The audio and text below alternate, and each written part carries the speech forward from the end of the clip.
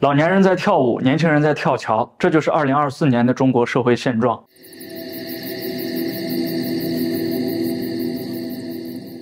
Hello， 大家好，我是耶律律。今天我们来聊一个比较沉重的话题——跳桥。这件事情从5月底集中曝光到现在，已经有很多人讨论过了。大家都在说太原的经济不好，太原的失业率过高，太原的工作不好找。可是我没见到有人分析过这些跳桥的人个人的心理状态。我想每个人的轻生理由可能都不尽相同，但是大致可以分为3个类：钱款、情感和家庭。因为普通人最难以绕过去的也就是这3个坎儿。我记得《般若波罗蜜多心经》第1句就写：照见五蕴皆空，度一切苦厄。说的就是佛教中的8大苦厄。8大苦厄之中的生老病死和五蕴，这是人为不可能控制的，只能受它的影响，就算想通了也无济于事。那么剩下3个：求不得、爱别离、怨憎会，正好对应了我前面所说的钱款、情感和家庭。钱款对应求不得苦。我记得从22年的年底那个时候每一个人都躺在家里面生病，或者去诊所里面打针。翻过年来，同事也好，家人也好，还是周边比较亲密的朋友，所有人都说我现在只有一件事，就是搞钱。我当时我就劝他们，我说你千万不要去投资开店，因为这些事情的风险你压根就承受不起。毕竟我们从3年疫情走出来已经很不容易了，我们要保持住我们的健康都那么的不容易，还要去做一些非分之想，就变得更加困难。可是这些劝说其实是无济于事的。整个2023年我身边买房的朋友也不少，如果把每一个人的朋友圈变作一个小的社会样本的话，那我觉得我的朋友圈也是一个有效的样本。当我的朋友圈里面超过80%以上的人都说自己缺钱，需要搞钱，这个时候我就有点担心了，因为这可能是一个普遍的现象。后来我做前段时间那2期负债节目的时候，我们的劳动人口负债率已经超过70%，奔着80去了，而且是越到近期越敢借钱。不管是疫情当中的，还是近2年来买了房的，都遭受了经济下行的这个影响。可能大家会去用网贷、信用卡等等来救济自己的生活，结果就负债累累了。和这个负债率相对应的还有失业率。我记得早年间有一部电影叫《大空头》，讲的是美国2008年次贷危机的故事，里面有一个布拉德·皮特扮演的角色，他有这样一句台词儿：失业率每增加1%，全美就有4万人因此死亡。正好前段时间国家统计局就发布了失业率的数据，25到29岁的年轻人失业率在1月、2月的时候还是6.2%，到了3月份就上涨到了7.2%，这其中的年轻人失业率刚好是上涨了1%。当时美国的人口总数是3.3亿，那我们是14.1亿人，如果按照上涨1%、死亡4万人这个比例推算上去，我觉得数字还是挺可怕的。我说的这种钱款对应求不得苦，其实就是我们已经负债了，但是仍然要想着加杠杆去赚更多的钱，就有点像赌桌上不断的下注，不断的加码，然后期望一局定胜负。但是没想到的是，这一局既定前程也决生死。第2个，情感对应爱别离苦。有情感连接的一段感情被迫分开，不管是因为感情破裂、家庭纠纷，最终的结果都是分开。这里面的情感可能包括很多，亲情、友情、爱情可能都算，但是我觉得整个社会的氛围，因为爱情受到爱别离苦的这个情况可能更多一些。前段时间那个王婆说媒爆火的时候，我也做了一期节目。现在我们的男女婚恋市场其实是非常畸形的，每一个丈母娘都像HR 面试似的，就差说诺奖获得者优先了，看上了你这个人的长相、身高、学历，还要看你的家底、存款、房车，以及你给多少钱彩礼。从这个事情上你会发现，整个社会面对婚恋这件事情其实是没有自省的。不管是一段婚姻还是一段同窗之情，但凡你把感情去做量化的时候，你们中间就有一条38线了。这条38线跟现实中的38线其实是一样的，随时开火，随时家破人亡。第3个，家庭对应怨憎会苦。这个怨憎会苦是什么意思？我大概来解释一下。假设我去上班了，我单位有一个同事长得丑，还爱叨叨，每一次说话都会伤着别人，导致我跟他之间其实没有交集的时候，没事的时候也烦他，也讨厌他，这个就叫怨憎会苦。我说完这个，你把它带入到家庭里面就会好理解一些。中国的大部分家庭其实都面临一个相同的困局，就是父辈拥有前现代的一些属性，但是儿女们一直都在追求所谓的现代性。这2两种属性的对抗可以看作是传统与现代的一种对抗。当这个对抗变成生活的日常的时候，那父母跟儿女之间的这个情感纽带可以说是非常的脆弱。比如说前段时间，父母逼着19岁的姑娘去嫁人，彩礼已经收了，姑娘不愿意嫁就自杀了，也是轻生的这样一个例子。所以你可想而知，父母跟儿女同在一个屋檐下的时候，互相看见对方都不舒服，都觉得你要按照我的意愿来，否则你就是忤逆、不听话、不孝顺。这种事情如果非要来解释的话，我觉得中国的父母没有把自己当一个完整独立的人来看。那父母都没有这样的意识的时候，子女在他的成长过程当中其实也没有这样的意识，大家就是搅和在一起，你拧着我，我拧着你，这日子就往前过。时间越长，积怨越多，到头来造成一种无法收拾的局面也是有可能的。求不得，爱别离，怨憎会，佛经中的这些智慧本身是教会我们去开悟的，让我们想通了生活当中有这些苦，然后看清这些苦，尽可能的去处理这些苦。可是呢，目前我们的生活大概率是这3种苦是叠加在一起的。假设有一个年轻人刚好是25岁，他面临的是什么？失业、负债、催婚、高额的彩礼，以及本来就不富裕的家庭和名不见经传的自己。当这3种苦厄叠加在一起的时候，但凡是个普通人，我觉得他都是没有能力去抗衡的，他的崩溃就在一瞬间。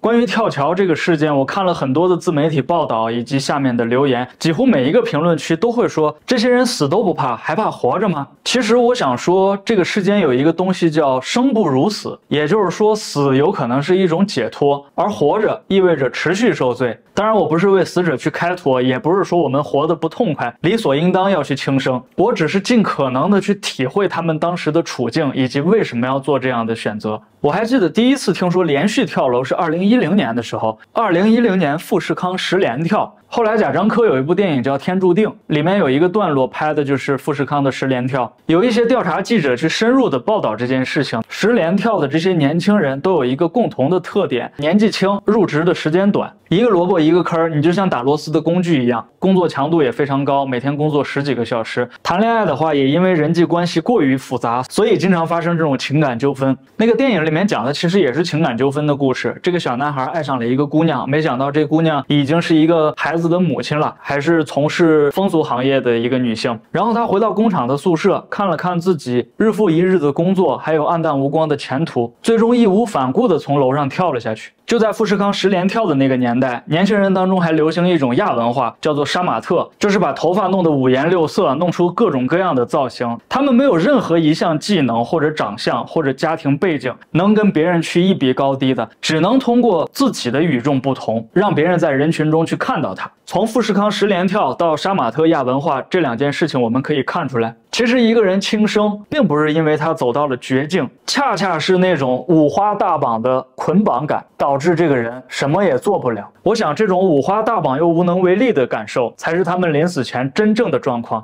在这种做什么都逃不脱的情况下，放弃自己的生命，放弃自己的挣扎，反而是一种解脱。而这种轻生去解脱痛苦的方式，在年轻人当中似乎也有一种群体性。比如去年的4月，在湖南的张家界，有4个年轻人相约在天门山跳崖；四川的天鹅湖林场，有3个年轻人相约一起服毒。去年关于这几个年轻人的报道，好像后面也挖掘了一下他们的家庭，基本上都是家庭离散，家境贫寒。也就是说，他们最终都是因为贫穷死在了这个共同富裕的时代。当这些极端案例串联在一起的时候，你会发现我们生活的这个环境其实就是一个病态社会。每个人为了保持自己的现状和生活轨迹，都要耗费前半生积攒的巨量资源。从这个角度上讲，我们和他们其实命运是相通的，只是说他们提前用尽了自己的资源，而我们手里的资源暂时还能应付得过去。可是这种共同且普遍的生计难题，在酿成恶果之后，当地的回应却让人大跌眼镜。他们说每一个跳桥自杀的人都属于个人行为，意思好像在说这就是他自己愿意跳的，可不是别人逼他的，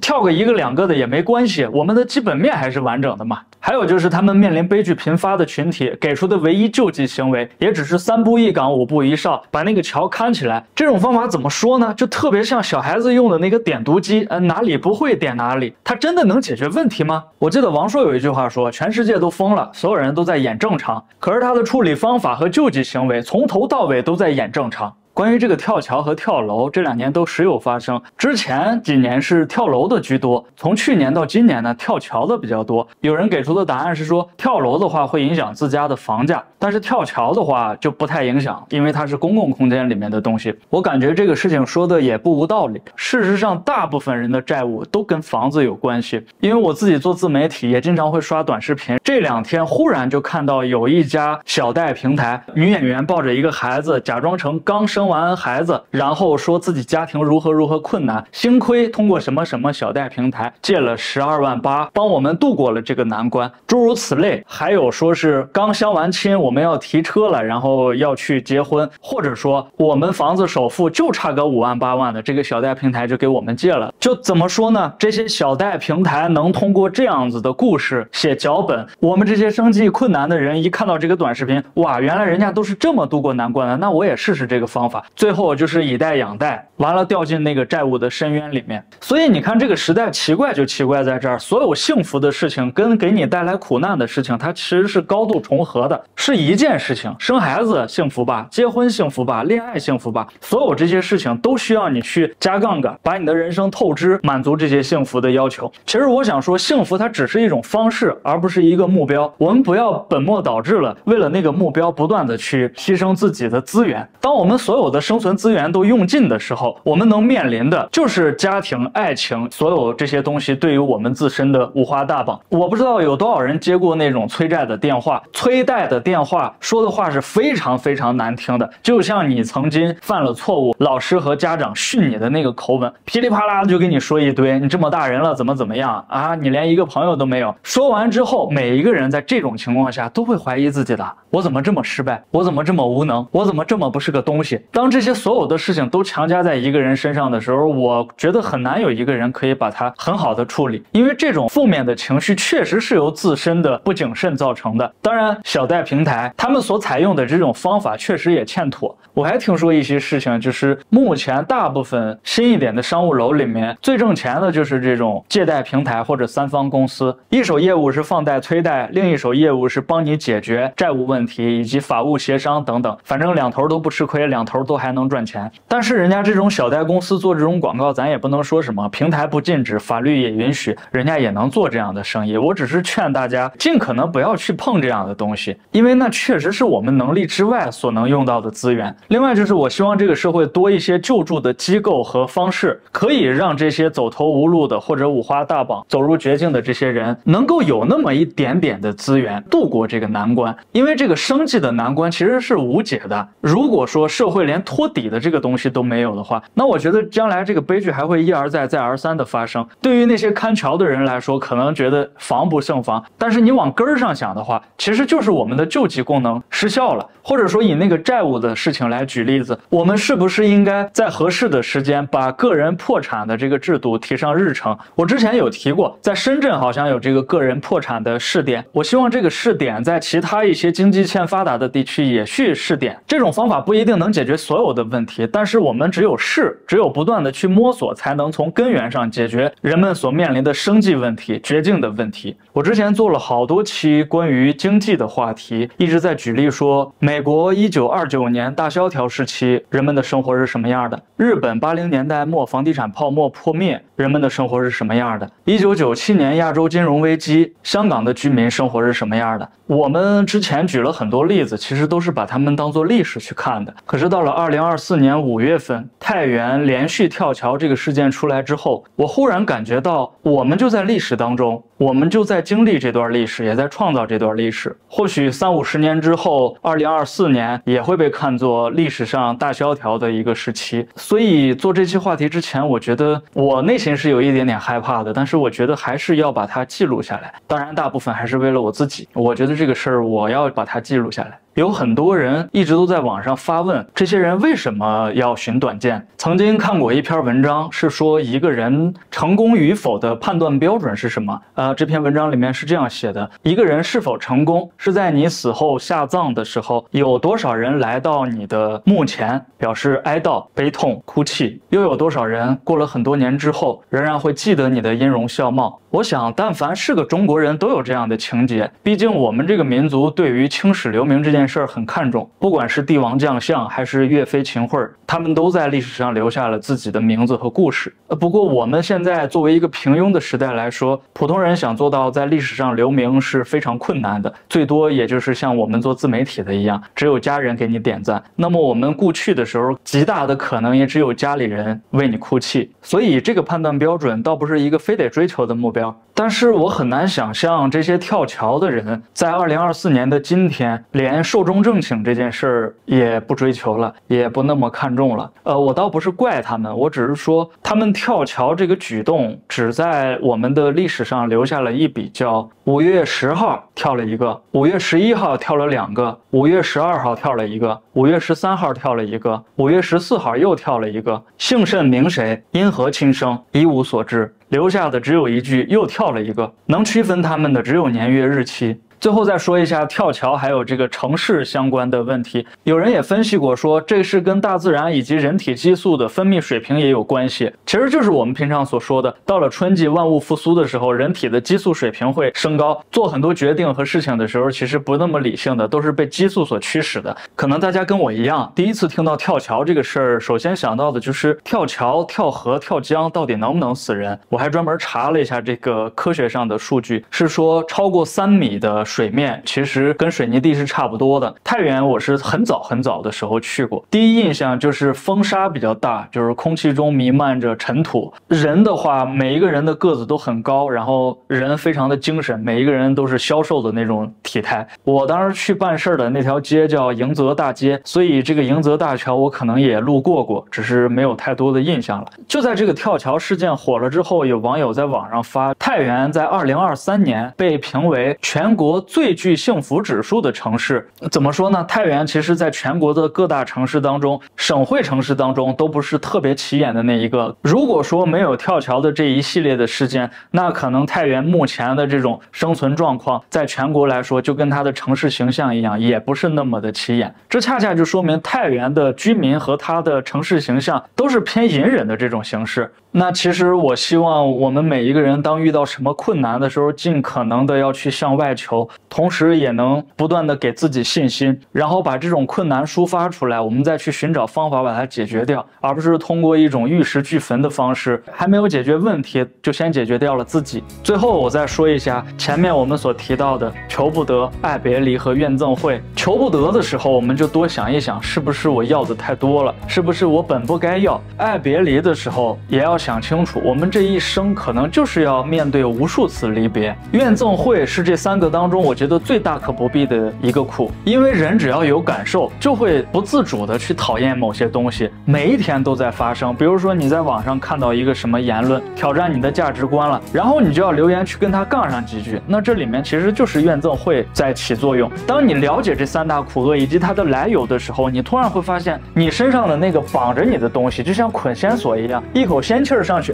就松绑了。当你心灵上那种枷锁解脱了之后，人本身就会很舒服，你就不必要去用生命开玩笑了。毕竟这个世界上还有那么多可爱的人等着你去爱，还有那么多的电影和书籍等着你去欣赏，有那么多好玩的地方等着你去体验。